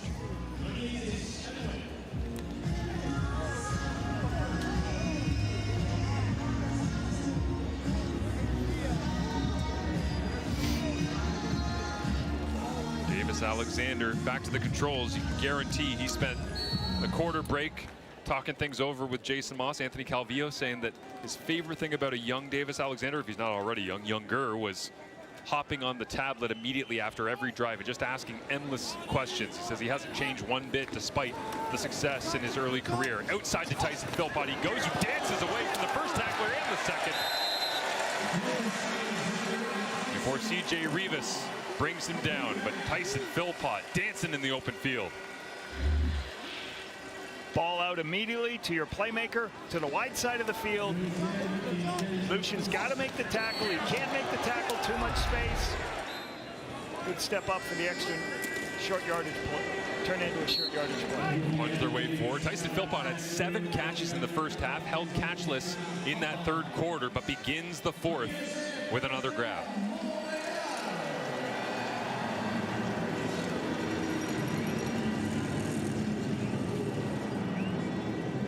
Jason Moss, eyes dialed in on the play call sheet, managing this 3-point advantage. Alexander with a quick peek to both sides of the line of scrimmage. Travis Tice in with Stevie Scott in the backfield. Alexander wanted to send it deep, now just flops it over the top of two defenders. Easy pitch and catch. And after a sleepy third quarter, the Alouettes offense wide awake here in the fourth. The protection is what creates this, but you have Tyson Philpott. This is so difficult. From the wide side of the field, climbing all the way across, two routes go vertically, and then he layers himself underneath the two deep balls, but great protection by the Alouettes to give this clear out, two clear outs with the deep climb play action. Tice remains in the ball game. They'll sprint Stevie Scott out and give it to him in the open field. There's three defenders there. And Scott gets what he could, but plenty of coverage on the spot immediately. Is defender down along that sideline is Demario Houston, who needs a moment, and the training staff will attend to Houston, the veteran.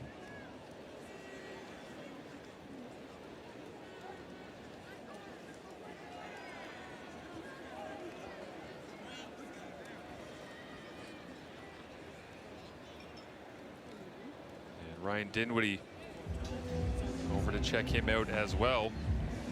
At least for a couple of snaps, it looks like they'll have to make a substitution with Jeremy Lucien factoring in somewhere and shuffle the deck on the back end for this Ottawa defense against Alexander and the Owls. Backer coming over in free agency from Saskatchewan, Canadian from the University of Guelph. As he stares down Alexander. Allen will blitz. Alexander goes the opposite way. Gets it out to Tyson Philpott and called it. Jeremy Lucien on the field makes the tackle in open space, and on cue A.J. Allen right there to celebrate with him. A lot of different motion, but at the end of the day, Tyson Philpott one-on-one. Jeremy Lucien, just throw the hitch, locate it, get yourself 3rd and 1 for the big team. Dustin Crum come in. I think that Jason Moss spent the last 4 minutes on the sideline trying to figure out how to isolate Lucien in some way, shape, or form against Tyson Philpott, right? Well, he got it, but he didn't get the first down. So in comes Dustin Crum with 3rd and a yard. Snap comes up. Life of a short yardage quarterback isn't always fun. A lot of gains of 1 to 2 yards, and you get hit by a middle linebacker. Well, especially when you got the educational background that guy's got, right. Dustin Crum, that we've detailed well if you're a diehard CFL fan. Mechanical engineering, what was his? I believe aeronautical. He's a NASA man. He is a rocket scientist, actually. As I try to dumb it down for myself, not for anyone else. Rudesse, Ottawa numéro 1. On va avancer de 15 verges de la fin du jeu. Ça va être premier essai automatique pour Montréal. Roughing, Ottawa number 1. We'll go 15 yards from the end of the play. It's going to be automatic first down for Montreal. Niles Morgan, an auto fire over the top in this ball game whenever Dustin Crum is in short yardage, but it costs him there. Whether this was a blow to the head or is just something at the end of the play. Didn't get a visual of it. Puts the ball inside the 10. We'll see what defensive coordinator William Fields will do to try and assist the Red Blacks offense that's held up their end of the bargain in this second half. Agili almost jumped offside. Went hard count to get a look at the defense. Try to help out Stevie Scott to know where to go. And he runs right into a wall of Red Blacks tacklers. C.J. Rivas does a good job helping out. Morgan's in there. Bottle up this run, create 2nd long. You know, Montreal offensively has got a lot of explosive plays. This is the area of the field they've struggled. 7th in the CFL. Fewest trips in the red zone, sometimes because they're just throwing it past the red zone, but they're only 50% touchdown percentage down here, where you really got to finish with 7s. Anthony Calvillo said they put a ton of work into the score zone. Not great at it last year, especially inside the 10. He wanted to find ways to refine that. Let's see if they did. Alexander looks right, then back left, then tries to escape. Pressure on, running right, throws, touchdown! Davis Alexander creates something out of nothing, like he seemingly always does, and it's Tyler Sneed on the receiving end.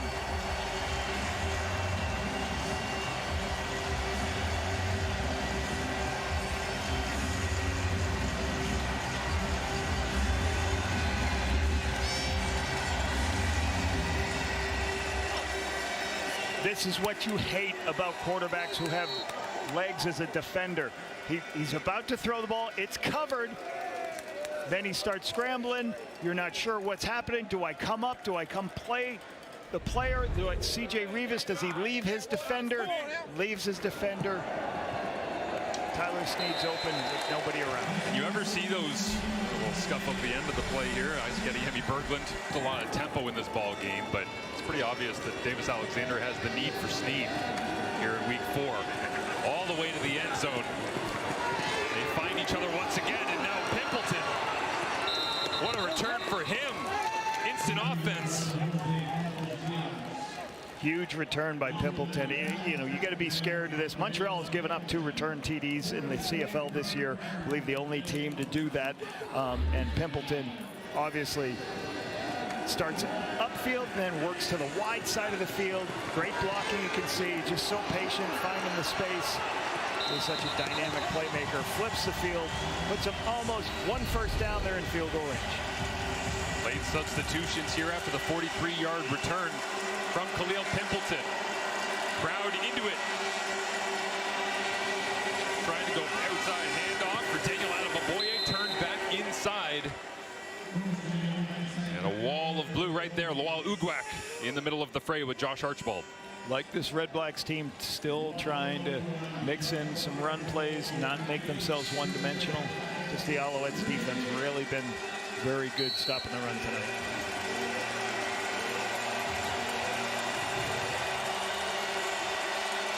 And this is the problem with some of these second and long packages. You're going to see so many different pictures and alignments from this defense.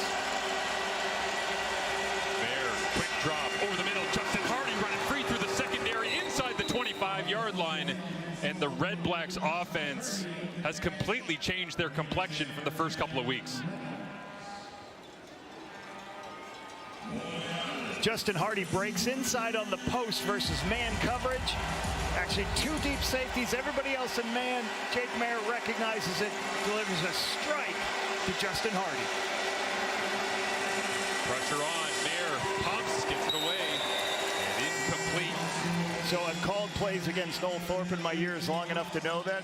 Like, they just completed another big, deep play, balls in line. He get in a bad mood, he's going to rush the passer. There is a max level blitz. They're bringing more protectors, which you call cover 0, because there's no help for the DBs, forcing his young defensive backs to hold up. Jake Mayer misses the throw out on the sideline. Jake Mayer digs in, sets the motion, and they'll empty it out. Mayer backpedaling, throws it up the middle of the field, caught, big hit, but hanging on to it right in the middle of the action. Benjamin Victor with Nate Boschman barreling down on him. What a tough pitch and catch. The exact same play that the Montreal Alouettes scored earlier in the game to Alex Hollins, just from a little bit closer to the line of scrimmage. Gain of 19, catch. And they go tempo immediately. Mayer hands it off, trying to turn back inside, but losing his edge for just a moment. Slowed his momentum was Greg Bell. Josh Archibald does a really good job. The hardest part for some of the blocking when you're in a spread set with these wide receivers is having to block defensive ends. Josh Archibald, 246 pounds, when you're trying to block him with the wide receiver can be difficult. He comes down and makes the play to stop this run. These are the moments Jake Mayer wanted. Just 2 games started for Saskatchewan last year as he took a bit of a professional development year after his time in Calgary. Wanted these pressure moments. Well, it's on. Montreal, full blitz. Mayer into the end zone, up for grabs and caught. What a catch! Keelan White, the Canadian, rips it down. Contact illégal sur un receveur. Montréal numéro 7. La pénalité déclinée, c'est un touché pour Ottawa. Legal contact on the receiver. Montreal number 7. Penalty is declined. The result of the play is a score. Touchdown for Ottawa. It starts with protection. You see all these bodies up at the line of scrimmage. Hold on, let's see there. You got all kinds of guys up there. Pressure off the edge. Tyrese Beverette's free. They're trying to get a piece of him, but you throw it up on the one-on-one. Hicks gets beat. Keelan White, a spectacular catch for Keelan White. one of the great young receivers going to be in this league. The Red Blacks love his abilities this season. The talk coming out of training camp in Ottawa up the night that they finally end that streak for the Ottawa REDBLACKS. They're in contention. Plenty of work to do, as we know, in the final half of this second quarter, or the fourth quarter, as they have Tyrell Richards bumping his way back to the Alouettes sideline, and Davis Alexander will have something to say about that.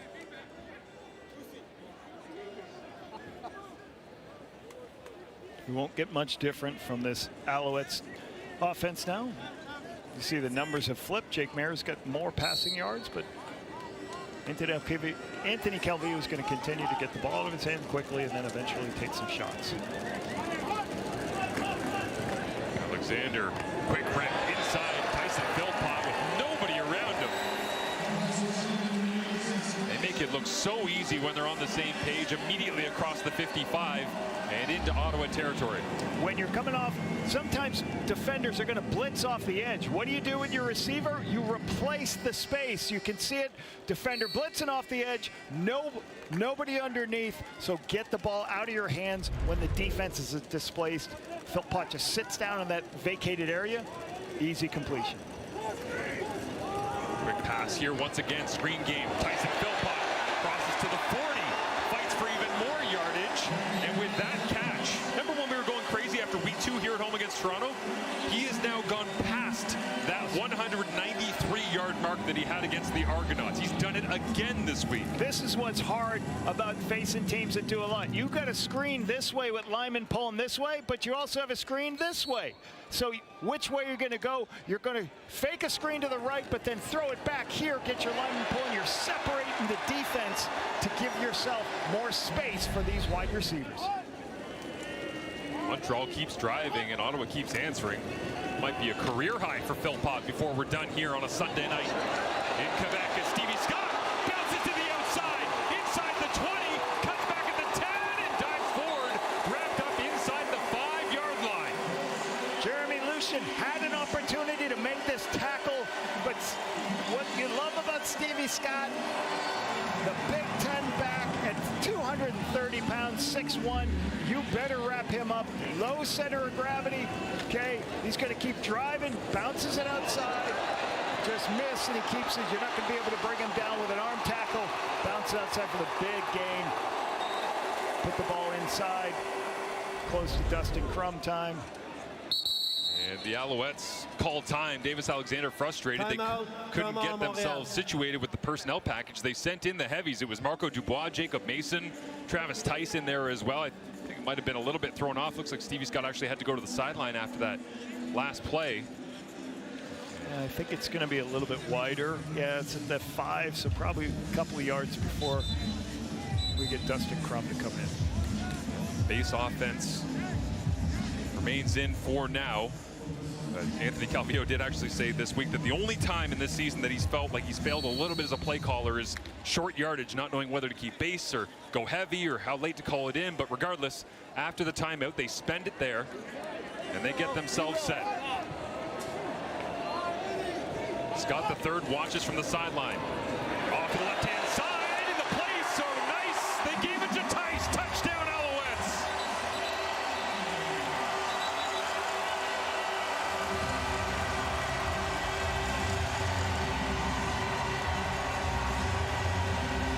Marshall, you've been saving that for a while, right? So nice it gave it to Tice. I like it, Marshall. Really great to have both Stevie Scott. He has to go out for a play. Who do you put in? Travis Tice. Just outstanding back. Great vision. Bounces it outside when there's no contained player. And makes the play on the outside when Marcus Barnes gets caught inside too far. No contain. Jumps it outside for the touchdown. 4 plays. 69 yards in just over 2 minutes. And an immediate response from the Montreal Alouettes.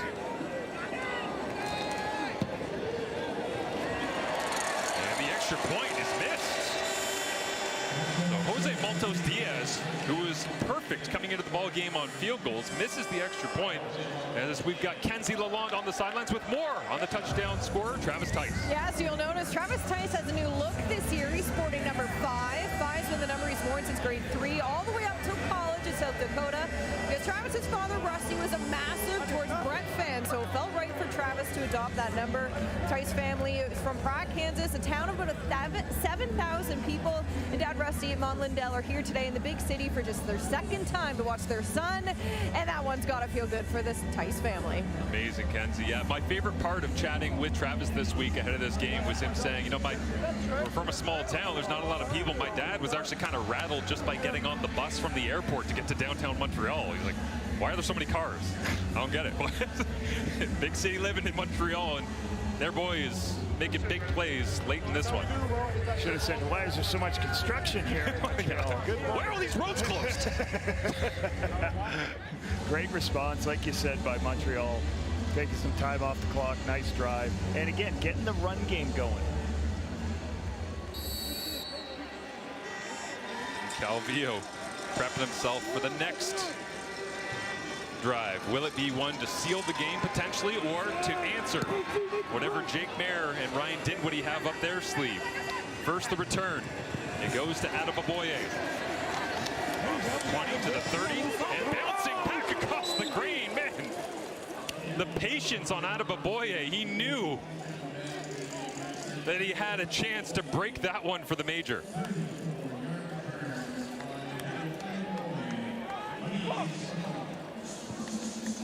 Jake Mayer's completed 75% of his passes tonight. Been good locating the football. As we get a picture of Adebaboye. Great balance, great run back inside.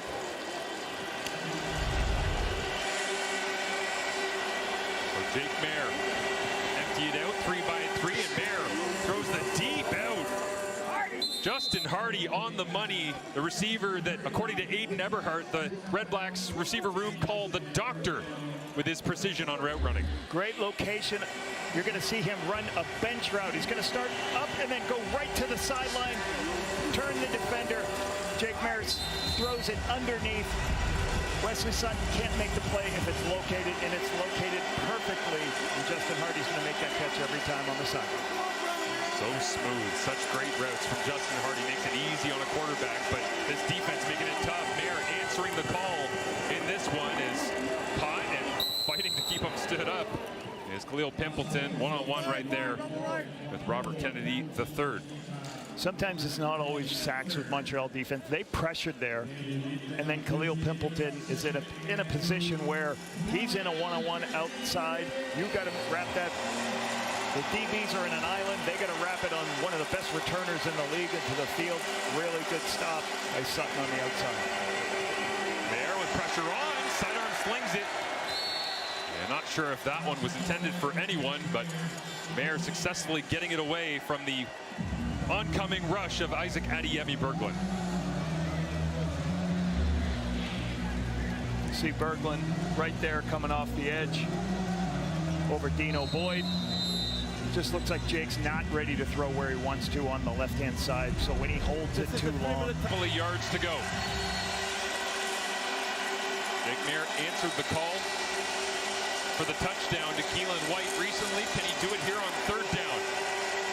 Waits, flag flies, and completes. It is Keelan White once again, but it looks like holding against the Red Blacks. This will be retenu. Ottawa 68, pénalité d'hiver. On va reprendre le troisième essai. Holding. Ottawa 68, 10-yard penalty.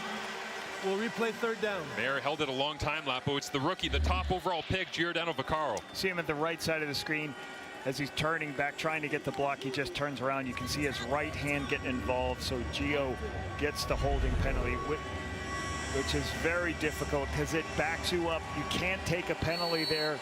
A number of reasons. Now you're backed up. You can't even kick a field goal, right?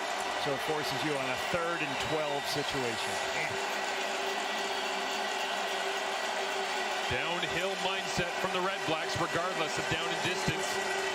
Mayer over the middle of the field and running through the secondary. It's Justin Hardy. What a throw by Jake Mayer. clear the zone out and then send a player underneath into the space. You're going to have one going vertical and then Hardy showing up behind it to be in a good position. You see him working outside and takes that space. Great throw on time and great catch by Hardy. Another grab by Benjamin Victor here as he gets down around the 10-yard line. Another first down for the Red Blacks. Offense moving as they need to be after that third down conversion. And with the clock set to roll as soon as they get set and whistle in, Jake Maier already at the line of scrimmage, lined up and ready to roll. Keelan White to his right, back the other way and up in the air. Dangerously that time, looking for Justin Hardy on the backside. Just a little bit behind for him.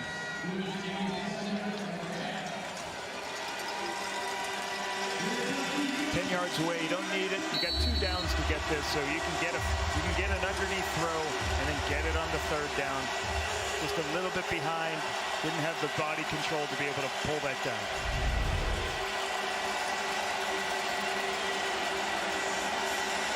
There, pressure coming on his right side, gets it away underneath. And great coverage by Jeffrey Canton-Arcou, who looks a little worse for wear after the collision with Aiden Eberhardt. But the Quebecois linebacker up onto his feet. And Maier will slowly walk to the sideline as the field goal unit comes out, wondering what could have been. You can see the athleticism of Canton-Arcou here. He started in the line of scrimmage, ran out, played in depth. The quarterback doesn't see him in that space, and then he's able to make a play on the ball Bennett's thrown. Just outstanding athleticism at 6'4", 232 pounds. Brett Lowther knocks it through the uprights, and we've got ourselves a 6-point ball game with 2:21 remaining in this fourth quarter. And Jake Maier readily moving the football. I wonder how much of the Chad Kelly film from a couple of weeks ago, maybe watching, how much of the Cody Fajardo film watching last week, with Edmonton being able to go up and down the field with Justin Rankin out of the backfield a couple of different ways. I mean, there's so much offense in the CFL right now. You got to think late in games. Well, the guys are looking at what the other teams are doing to find success and trying to incorporate that into their attack. Montreal's given up a lot of yards and a lot of points in this season. They set the standard this week. Tyrese Beverett was 17 points. They're at 28, nearing that 30-point mark once again. And the key for this Montreal team is they've been able to, Davis Alexander, Tyler Sneed, Tyson Fulpott have been able to outscore teams, where previous years this Montreal defense was the best in the league at holding people out of the end zone. And you saw this offense was just kind of manage the football game. They were trying to manage games and not turn the ball over. Now you have one of the most explosive offenses in the Canadian Football League, and they can protect a young defense or a defense that's got a lot of injuries, especially at both corners right now. See, Tyson Philpott got that swagger, ready to hit the field once again. He wants to go score right now. End this thing if he has the opportunity, as Mario Alford returns it across the 30 and pushed out of bounds. He can go anywhere. So Callender gets the flag, backs up Montreal. First and 15. Alexander keeps the football. Running to his left, pressure on from CJ Rivas and behind, and Alexander grabbing at his low leg at the end of the play. Bounces his way Ottawa. back to the huddle as the Red Blacks call time. Barnesy, we got to. And we'll get a look at the tackle here. If it was just maybe an ankle that got rolled up, it's actually A.J. Allen, not C.J. Rivas. But yeah, that right ankle got rolled up underneath, it looks like. A.J. Allen, the highest paid linebacker, one of the big free agent signings for this Ottawa REDBLACKS team. Oh, Alexander is a warrior. He'll stay in and try to battle through. Remember, he took that shot on the knee earlier in this ballgame. I believe that was the left knee. This time it's the right knee / ankle. Lower leg that got wrapped up underneath A.J. Allen. And he stands in and looks to throw. Alexander over the top, drops it in the bucket. On the run to Tyler Sneed.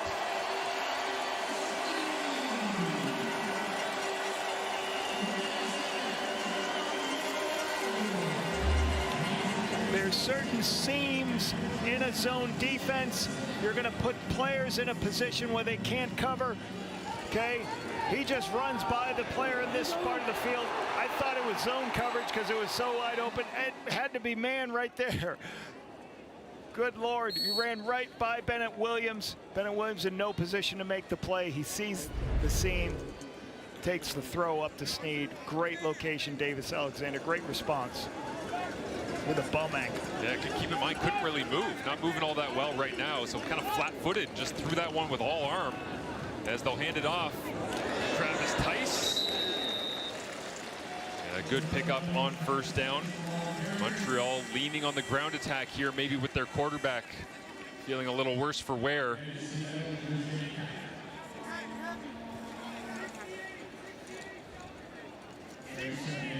So the full clock will be expired here. They're going to continue to try to run the football. You'd love actually on 2nd and 2 here just to get a yard so you get a 3rd down quarterback sneak and you take more time off the clock and then kick a field goal if you don't get it.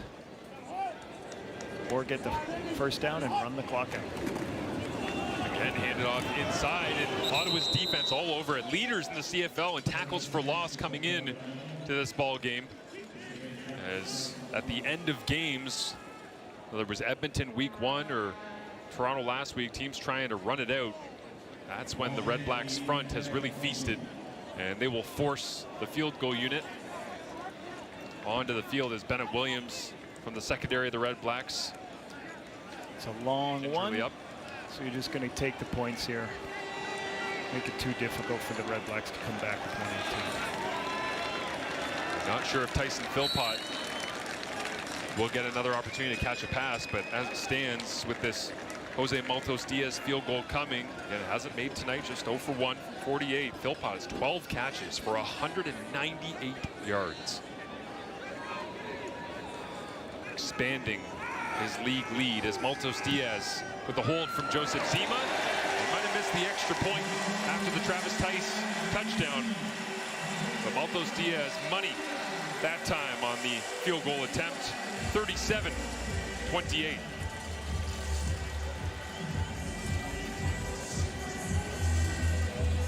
That guy has had himself a night, but it seems we're saying that every night. It's been a consistent story in the Canadian Football League, and great to see. I laughed talking to him a couple weeks ago where I said, people were really concerned about your 40-yard dash time when you're coming out of the combine. He was like, yeah, but the thing is I run like a 4.7 all the way across the field. There's not a lot of people who will run it for 60 yards on a deep crossing route. He knew he was a gamer. He knew he was going to have success. And here he is leading the league in receiving yards. And it again, when healthy, arguably right up there with the very best, not just Canadian receivers, but receivers in the CFL, the way this season's going. And, you know, you talk all the time about receivers. He's a very intelligent football player, knows where to be in zone, knows how to leverage people in man coverage. So I always talk about this term about your 40 time. You know, if you're a 4.6, you run faster than a 4.6 when you know what you're doing. Right. When you don't know what you're doing, you run a 4.9. And this is a smart football player that has taken this team and made them one of the most explosive in the business. You can tell from that smile, playing the game with a lot of joy as well, that infectious energy, not just the stats from Tyson Philpott, changing the way that their offense feels as the Red Blacks, again, trying to create something out of nothing. Will Pimpleton's got a little bit of a sliver. Now he's got more room, breaks it across the 50, and can he get one more block? Chasing him down from behind, nobody will touch him. Khalil Pimpleton, touchdown Red Blacks. They've been so close all night long, and they finally get one to the house.